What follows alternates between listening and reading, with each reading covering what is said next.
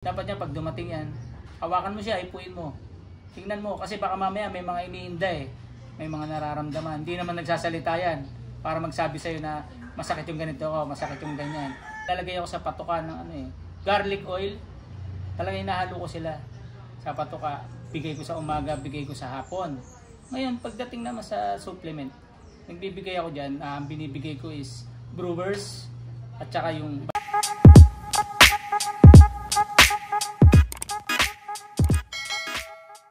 Ito nga pala mga achievement ko, yung nakuha ko magmula nung 2016 na una kong pag-iibon.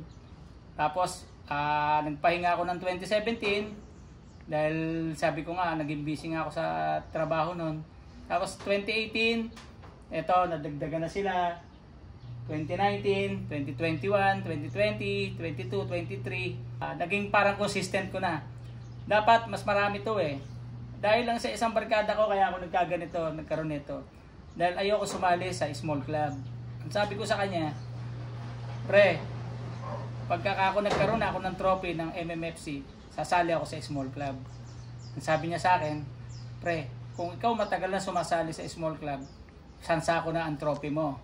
Dahil nakikita niya ang resulta ng ibon ko pag dumadating. Ngayon sabi ko, sige nga ako, mag-testing ako, sasali ako sa small club. Unang sali ko sa small club, nag-overall champion ako ng South. Ito, yung malaki na yun. Overall champion ako ng South. Tapos, sumunod na taon, nag-overall champion ako ng Norte. Sabi ko, minessage ko siya. Sabi ko, sarap ng pakiramdam. Meron ng trophy yung ibon ko. Tapos, sabi ko, gusto ko talaga trophy ng MMFC. Sabi niya, darating din yan para sa'yo. Sige, laro lang ako ng laro. Laro ng laro. Ayan. Mga napanalunan ko, meron sa pooling, meron mga lap winner, may overall. Ngayon, netong 2023 ng South Derby Race ng MMFC, hindi ko inaasahan na mabibigyan pala ako ng isang ibon ko na si Blessy ng trophy. Nagulat na lang ako, kami na mag-asawa, na bigla na lang dumating yung ibon na yon. Yung tinatawag ko nga na si Blessy na lahat walang taya. Kaya nakakapanghinayang, hindi ko natayaan. Si Blessy, yung ibon ko na yon, yun yung nag-second clacker ko sa Tacloban. Young Bird category sa MMFC 2023 South Derby Race. Tapos sa small club, yun, nag-lap winner ako ng Tacloban. At dun sa isang small club, naging overall din ako, champion. Kaya sabi ko nga, darating din pala ako yung pagkakataon at panahon para sa akin. Nawa, itong 2024, 2025 ng South ng MMFC at BBC, madagdagan pa to ang aking koleksyon. Yan. Good luck kay Sir Mino sa mga susunod pa na karera niya. Pero ikaw, sir, anong mabibigay mong tips sa mga viewers natin dyan about sa breeding? Sa breeding naman kasi ako, simulat sa pool, ayoko kasi ng breeder na hindi ko naipanalo.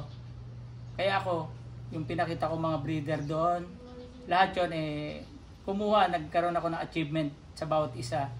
Ayoko talagang mag-alaga ng ibon na hindi man lang nakatikim ng lipad o panalo. Kaya maipapayo ko sa inyo, kung kayo magbi-breed o kayo mag-aalaga, tignan nyo muna kagad kung yung ibon na pinanggalingan o yung kinuna nyo talagang nanalo o kaya may ipagmamalaki. Hindi po pwede yung kuha ka na lang ng kuha ng ganito, alagaan mo, gumagastos ka, parehas din naman ang ibibigay mong vitamins at patuka. Kaya dapat, kung ikaw ay mag-aalaga, yun nang may sinasabi, may ibubuga. Kaya maraming salamat. Yun lang maipapayo ko sa mga gustong mag-ibon. At napakasarap ng pag-iibon, lalo na pagdating ng ibon, mawawala lahat ang stress mo sa buhay. Yun. Tapos sir, pagdating naman ng pagpe-pairing ng mga breeder mo, anong binagbabasihan mo sa kanila? Ako kasi sa pairing, inaano ko lang, conditioning ko Ngayon, hindi ako nag-aano dun sa sabi nila, wag daw pagpaparisin yung parehong pula yung mata, purple yung mata, ganyan. Hindi ako naniniwala dun Ako kasi, nasa kondisyon yan. Basta hindi sila parehas ng bloodline. Yun ang inaano ko dyan. Para makakuha ko ng magandang ibon. Kaya yung mga ibon ko na yan, dyan lang umiikot ang breeder ko. Iniikot ko lang sila hanggang sa magbalik uli yung dapat i-breed. Pagka tumira yung ibon, ibabalik ko sila. Dahil sabi ko nga, kung kayo gumawa ng maganda at karangalan, dapat kayo pa rin ang maging pairing. Ganon ang ginawa ko sa ibon ko. Yun, maraming salamat po, Sir Mino. Ayan, pagdating naman sir sa karera, tingin mo yung pinakang importante sa pagkakalapati para manalo? Importante dyan sa para manalo ka. Bigyan mo ng pansin, tutok ka dapat. Hindi pwede yung pag dumating yung ibon mo, may bibigay ka lang sa inumin, okay na. Hindi. Dapat yan, pag dumating yan, hawakan mo siya, ipuin mo. Tingnan mo, kasi baka mamaya may mga iniinda may mga nararamdaman. Hindi naman nagsasalita yan para magsabi sa'yo na masakit yung ganito ko, masakit yung ganyan. Kaya dapat, pag hinawakan mo yan, titignan mo siya kung ayos ba, baka medyo numipis yung katawan, ganyan. Kailangan yan, bigyan mo kagad ng pang-recover. Yan ang number 1 pag dumating ang ibon mo galing sa karera. Hindi po pwede yung pabantayan mo sa ibang tao, patignan mo sa ganyan, na wala ka man lang, hindi mo lang sinisilip.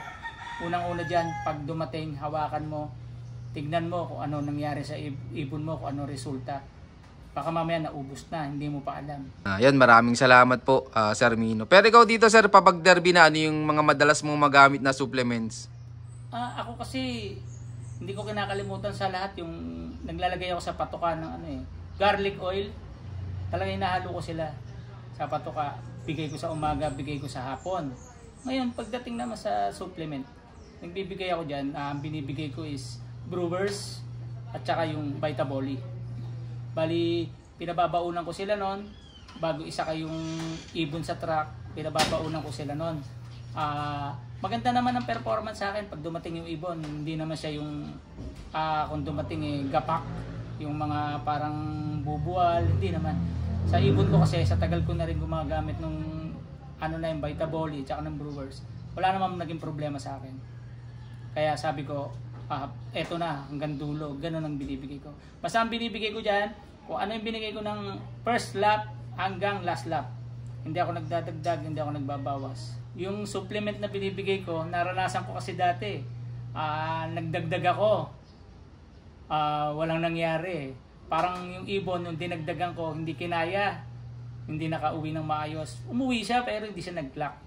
Tapos, may bawas naman ako, wala rin nangyari. Bali, yung ibon naman, hindi na nagpakita. No show na. Kaya sabi ko nga, nung na-testing ko na, magmula first lap hanggang last lap, kung ano yung binigay ko ron, una hanggang huli, yun lang. Wala na akong binawas, wala na akong dinagdag. Ayun, maganda na mga naging resulta. Ayun, kaya dapat talaga sir, wag malikot yung kamay pag derby na Number 1 yan, wag malikot ang kamay. Wag kung ano-ano sinusubo sa ibon. Kasi yan, hindi gumikibo yan. Baka mamaya masama na sa kanila yung binibigay mo.